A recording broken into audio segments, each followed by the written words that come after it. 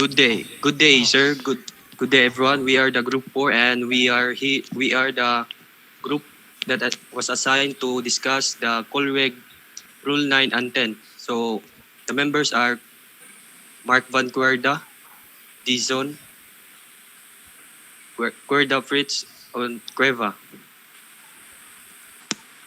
Of course, MTIC 101, period prelim week 2, session 1, and topic Colreg 72, Rule 10. Course outcome. Demonstrate through knowledge and understanding of the content, application, and intent of the International Regulations Probability 1972 as amended.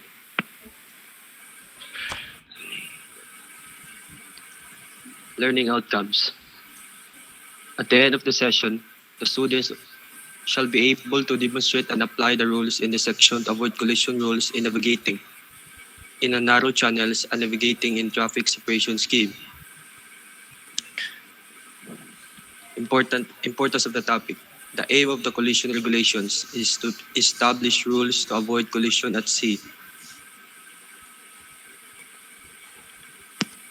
So narrow channels.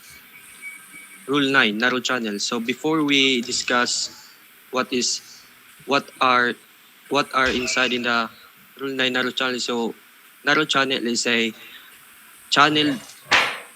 The channel is the natural or dredge lane restricted in either side by shallow water, often marked by buoys. So a narrow channel kuno kay kanang either natural siya or dredge lane. So pasabutan na natural siya, dredge lane kan natural siya na naay tubig sa kanang mga bato-bato sa kilid or kanang mga natural siya but naay bato sa kilid or cliff nya naay tubig sa tubangan. Example ana sa natural na narrow channel kay katong Corinth, katong sa Greece na narrow channel. Wait sa Corinth Canal, and example sa laing narrow channel kay kanang Swiss Canal katong na kuan ang Evergreen. So Rule 9 narrow channel. A vessel proceeding along the course of a narrow channel or fairway shall keep as near to the outer lane of the channel or fairway which lies on your starboard side as is safe and practicable. So, gingon na rin ko no na a vessel proceeding along the course of a narrow channel or fairway shall keep as near to the outer lane of the channel. So, ang gingon na rin, ang pasabutan ni sa keep as near to the outer lane of the channel, sa picture dira na makita na duha ka vessel. Ang vessel ang usa ka vessel kining sa right side wala siya nagpaingon na nagpa-dip kanang pidpid siya sa kanang shoreline sa channel. Sabot sa near the outer lane dili siya pidpid kayo sa shoreline sa channel or dili pud siya layo kayo sa kanang shoreline sa kanang outer lane sa channel kay kung sa outer lane sa kung nasa layo sa outer lane sa channel kay pwede siya makabangga sa laing vessel unya kung duol pud kay siya sa outer lane sa channel kay mapidpid siya unya ground. Next, Rule 9. Rule 9, narrow channels. A vessel less than 20 meters in length, a sailing vessel, shall not impede the passage of a vessel which can safely navigate only within a narrow channel or fairway. So, dili na duha ka factors nag-ingon. A vessel less than 20 meters in length, a sailing vessel. So, in a narrow channel, kung vessel less than 20 meters in length kuno ka, kung a sailing vessel, kay dili kuno ka dapat kanang muatang sa agyanan sa usa ka vessel in a narrow channel. A vessel of less than 20 meters like pasabot ani kay a PDV vessel. It is a power-driven vessel less than 20 meters in length, nya a sailing vessel. For example, sa image yan nakita sa presentation na a sailing vessel. So, ang sailing vessel may padaplin siya kay giingon man tari a vessel of less than 20 meters in length and a sailing vessel shall not impede the passage of a vessel. So ang ang makita na to ang sailing vessel mao'y giveaway unya ang vessel na kana unsa kanang red vessel kay siya mo siya stand on so magpadayon siya sa iyang course. Mao ni siya. So, Rule 9, narrow channel. So, C. A vessel engaged in fishing shall not impede the passage of any vessel navigating within a narrow channel or fairway. So, any gani nga mga fishing vessel or any nga mga vessel nga mga gani sa tukan sa lagyan sa mga barko ba kay bawal na sila mo hinder or mo impede sa sa ah, sa agianan sa barko sa passage nila bawal na sila mo mo abong ba or mo ulak sa ilang agianan. Next slide. A. A vessel shall not cross a narrow channel or fairway if such crossing impedes the passage of a vessel which can safely navigate within such channel or fairway. The latter vessel may use the sound signal prescribed in Rule 34 if in doubt as to the intention of the crossing vessel.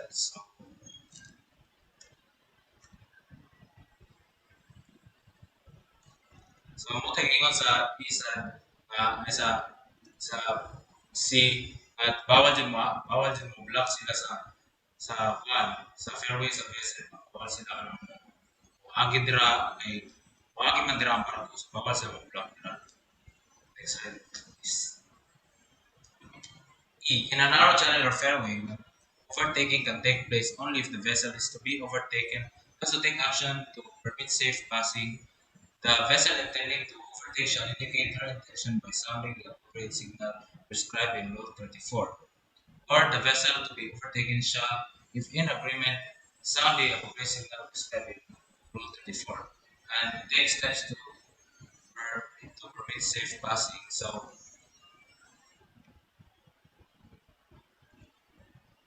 So if ever gani nga inay vessel nga mo overtake na siya sa akuan sa sa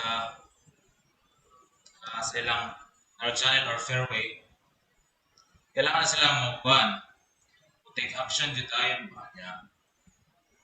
Kaya kailangan sila mo hatag og appropriate signal gani aron uh, ma-alarma ang uban nga mga vessel na moagi sa overtake.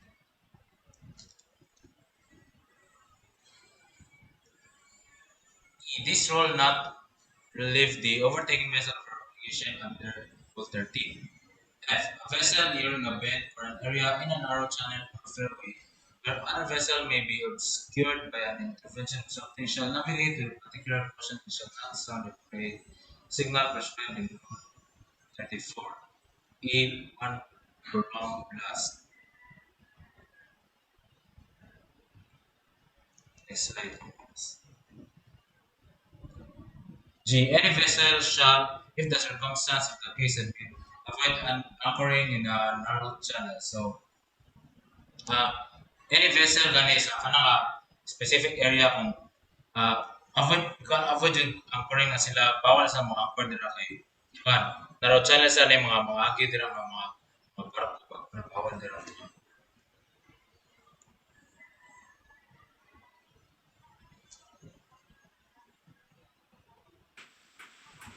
So, good day everyone. So, I am the cadet Desonte Paulo A. Uh, our topic for the day is all about a routine, which is TSS or Traffic Separation Scheme. So, A, this rule applies to traffic separation scheme adopted by the organization and does not relieve any vessel of her obligation under any other rule. So, the traffic separation scheme was adopted by the organization. And what kind of organization it is? The IMO organization or the International Maritime Organization. So this example of traffic separation scheme is from the Singapore Strait. This is one of the most busiest route for ships, and a traffic separation scheme is helpful for them to avoid any collision or accident. Part B, vessel using a traffic separation scheme shall 1. Proceed in an appropriate traffic lane in a general direction of traffic flow for that lane. As you can see in this image, there are two ships in a appropriate lane. This kind of action is one of the most good and appropriate action for ships because this is the proper way to avoid any accidents. Number two, for far as practicable, keep clear and a separation lane or separation zone. Take note that the color for that separation lane and separation zone are magenta color. As you can see at the image, at the very center of the narrow channel or straight or in a TSS, that thick color magenta is called the separation zone. And the side are the separation lane. So number three, normally join or leave at the termination of a lane, but when joining or leaving from either side, shall do so at a small angle as possible, so the general direction of traffic flow as practicable. Part C, a vessel shall, so far as uh, practicable, avoid crossing traffic lane, but if obliged, do so shall, or cross on heading as near as practicable at right angles to the general direction of the traffic flow. So, at the traffic separation scheme, every vessel must avoid and crossing situation. As you can see at this picture, there is a fishing vessel impeding the safe passage of the other ship or the and that kind of action can be so dangerous because can it has a possibility of collision and we must avoid it. So is crossing must be avoided, but it is necessary to cross if it is in case of emergency or it has a safe passage, a clear passage to go through. So next is the Part D. A vessel shall not use an inshore traffic zone when she can safely use appropriate traffic lane within the adjustment of traffic separation scheme. However, vessel less than 20-meter in length, sailing vessel, and vessel engaged in fishing may use the inshore traffic zone. So for fishing vessel and sailing vessel, they have their own path, which is the inshore traffic zone at the very side of the TSS, and they must avoid. As you can see, a sailing vessel is in a crossing situation. That is not that must be avoided because a sailing vessel has its own route, which is the inshore traffic zone. Next is um, uh, number two, notwithstanding subparagraph, a vessel may use an inshore traffic zone when en route to or a port, shore, offshore installation or structure, pilot station, or any other place situated within the inshore traffic zone, or to avoid immediate danger. So every vessel has its right to we use the inshore traffic zone in case of to dock in a port, to install any structure or a pilot station, and can be used for avoiding immediate danger.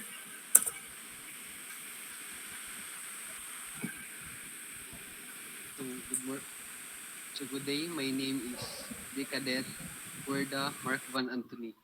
So Rule 10, Traffic Separation Schemes. E. A vessel other than a crossing vessel or a vessel joining or leaving a lane shall not normally enter a separation zone or cross a separation line except so one in cases of emergency to avoid immediate danger. So to avoid immediate danger, the emergency is one of the exception to enter a separation zone or to cross a separation line. So number two, to engage in fishing within a zone within a separation zone. So that's also another exception that it can normally enter a separation zone or to cross a separation line. Next.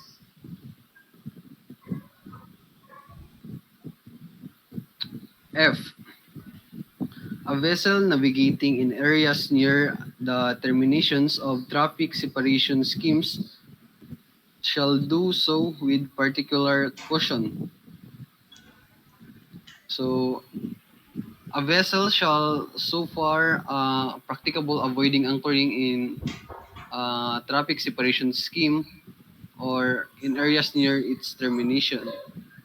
A vessel a vessel not using a traffic separation scheme shall avoid it by a wide margin as is practicable. G. A vessel shall so far as practicable to avoid back bro.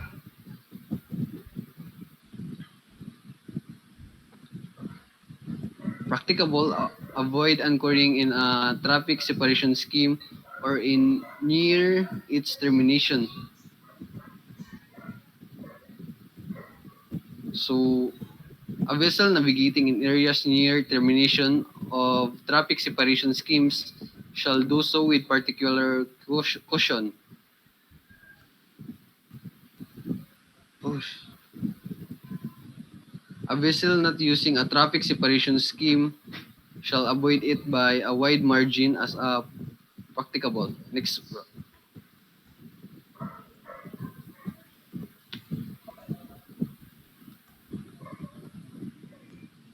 So a vessel engaged in fishing shall not impede the passage of any vessel following a traffic lane. So a vessel engaged in fishing shall not slow or the shall not delay any other vessel in the passage of a traffic lane. So J, a vessel of less than 20 meter in length or sailing a vessel shall not impede the safe passage of a power-driven vessel following a traffic lane. So,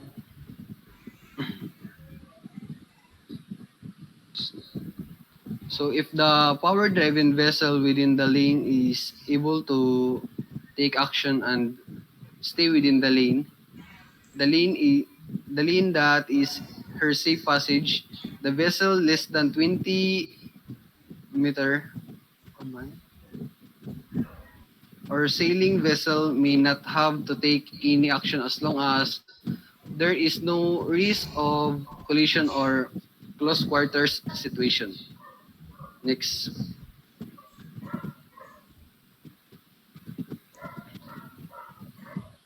K.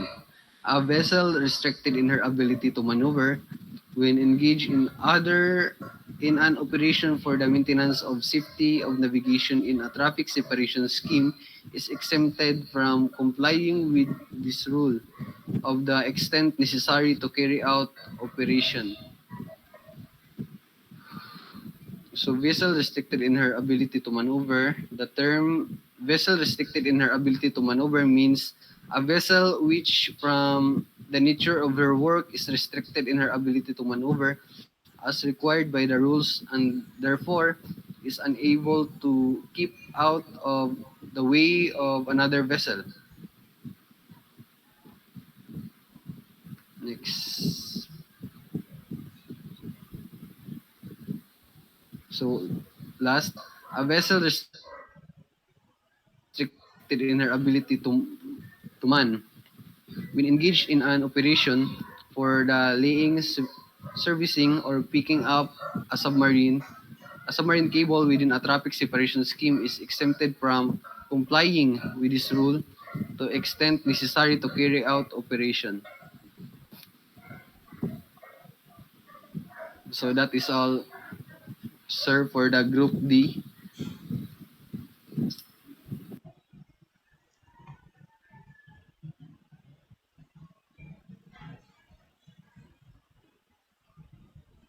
And these are our differences.